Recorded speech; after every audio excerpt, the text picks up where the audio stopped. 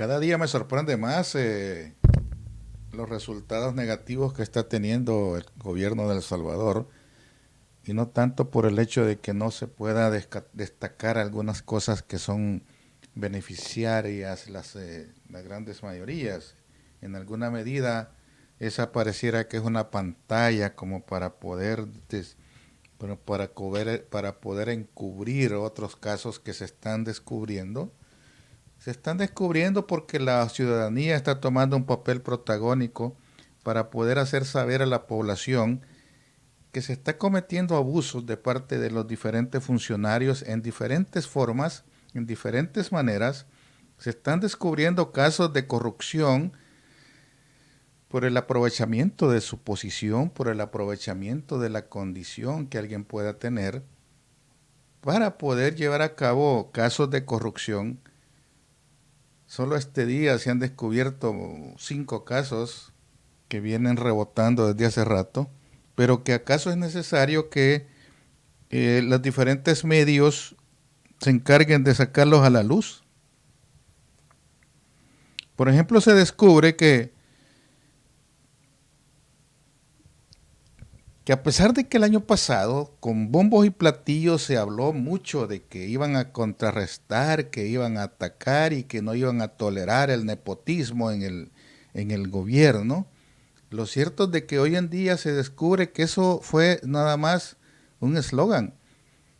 Porque si bien es cierto, podían haber desmantelado a algún grupo de gente que estaba llegada al gobierno anterior y que trabajaba en las diferentes áreas de gobierno, lo único que se ha hecho es sustituirlas por los nuevos familiares de los funcionarios de turno, lo cual en ninguna medida ayuda a la transparencia, ni mucho menos ayuda a mantener cuentas claras de la situación.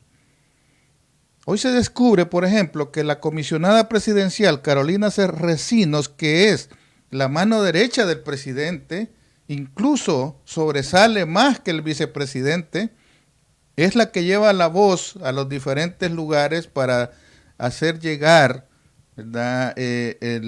La voz del presidente a diferentes estratos como a la asamblea, como se va, incluso tuvo un papel protagónico cuando estaban defendiendo a los ministros que estaban siendo, eh, ¿cómo se llama?, cuestionados en la asamblea por sus acciones, como la ministra de Educación, de Salud, en ese momento, que en paz descanse, ya no existe en el gobierno, y el actual el presidente de ANDA, que todavía sigue ahí, pero ella llevaba la agenda, ella decidía qué tenían que decirlos.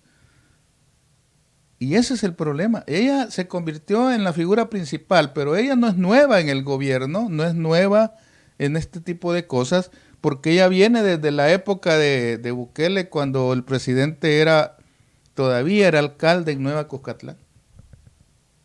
Ella le servía de prestanombre, ella le llevaba la representación en unas compañías que, por cierto, salió a la luz de que aparecía un préstamo en Alba Petróleo a favor de Starline, una compañía que es de la familia Bukele, del mismo Bukele, de 1.9 millones. ¿Y quién era la que tenía la representación de esa compañía? Carolina Recinos. Y después se la lleva a trabajar en la alcaldía de San Salvador y hoy trabaja como comisionada presidencial. Pero lo curioso de este caso es de que el esposo de ella es el embajador en Rusia y es de los pocos del gobierno anterior que han quedado trabajando todavía como parte del gobierno actual.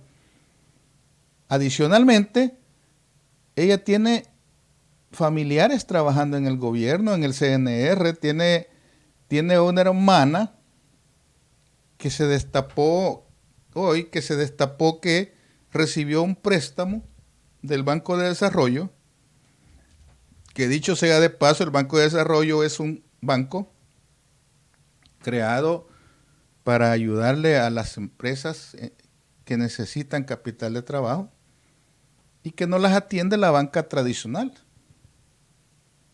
Y por supuesto que tiene que beneficiar a muchas personas.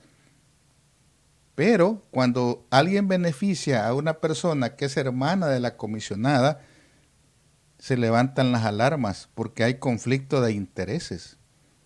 Porque si ella llenaba los requisitos para poder tener un préstamo, ella tenía que ir a la banca normal.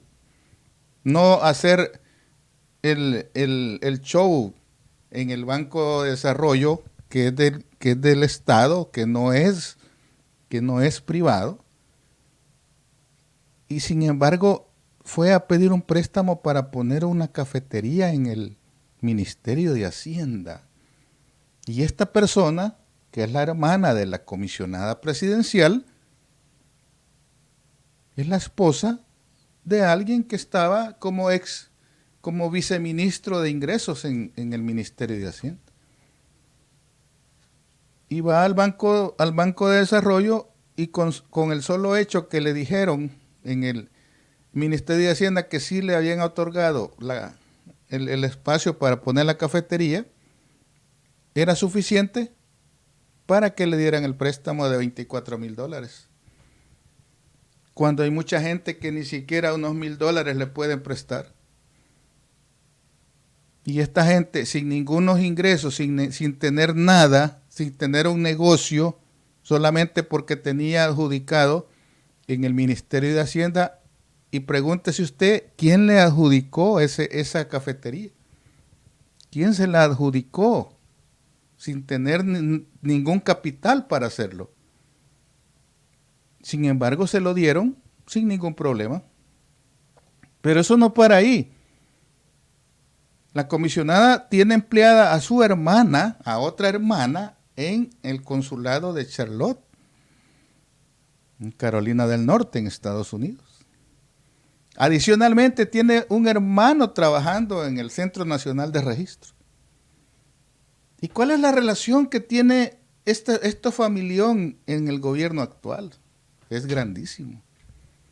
Por ejemplo, el que estaba mencionando, que es el presidente del BANDESAL, que es el Banco de Desarrollo Salvadoreño, es nada menos que Juan Pablo Durán, que lo despidió el expresidente Funes en el año 2010, porque había hecho trances, se habían adjudicado premios a gente, y lo despidieron. No duró mucho, ni un año duró. Sin embargo, en esta oportunidad lo nombran presidente del Banco de Desarrollo. ¿Quién lo recomendó para ese puesto? Habráse visto cosas, ¿no? Y a su vez tiene trabajando en el Ministerio de Vivienda a una hija de él, que asimismo ha recibido salarios jugosos. De una vez, de un solo, en septiembre le aumentaron $400 a su salario. Cuando $400 es el salario de una persona mucho más preparada. Por $400 muchos profesionales están trabajando en El Salvador. Y ella recibe un aumento de un solo en septiembre de $400. Esas son las nuevas ideas del país. Esa es la historia que quieren hacer.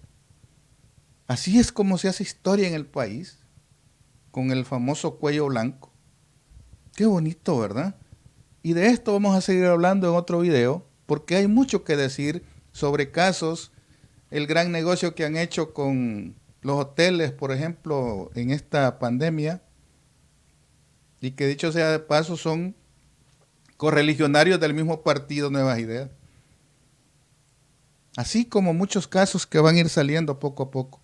Por otro lado, el famoso presidente del Banco de Desarrollo, Juan Pablo Durán, ante la Asamblea está diciendo que el fondo de 100 millones para la micro, para el sector informal de El Salvador, ese se va a otorgar a las personas que tengan una categoría A y B. Entonces, la pregunta que yo me hago, si le van a ayudar al sector informal y solo le van a ayudar a los que tengan calificaciones A y B en la banca, eso significa de que esas personas son sujetas de crédito y que no tendrían problemas en pedir préstamos si eso es lo que quieren. Pero la gran mayoría que no tiene ni siquiera récord crediticio, ese que está a expensas de los agiotistas, ¿quién les va a dar crédito? Y esa es la gran defensa que está haciendo, que quiere que le aprueben un fideicomiso por 600 millones en la Asamblea. Dice que para darle créditos al sector micro y pequeña empresa y al sector informal. Pero si usted le va a poner una condición bancaria al sector informal, ¿cómo es posible que una persona que tenga una calificación de crédito A y B necesite otro préstamo? Si los que necesitan financiamiento, los que necesitan apoyo financiero, son las personas que no tienen esa capacidad para poder pagar y que tiene que recurrir a los coyotes, a los que les prestan dinero al 20% diario, porque la banca no les da crédito. Entonces, esos 600 millones va a ser otro rollo ahí. Va a ser una sacadera de billetes para los cheros, como no tienen idea. Y cada día se descubre más de un caso. Cada día se descubre más de una situación de corrupción en el actual gobierno. Y de esto no lo vamos a dejar de sacar. Siempre que aparezcan estos casos de corrupción, ustedes los van a conocer. Saludos, buenas tardes.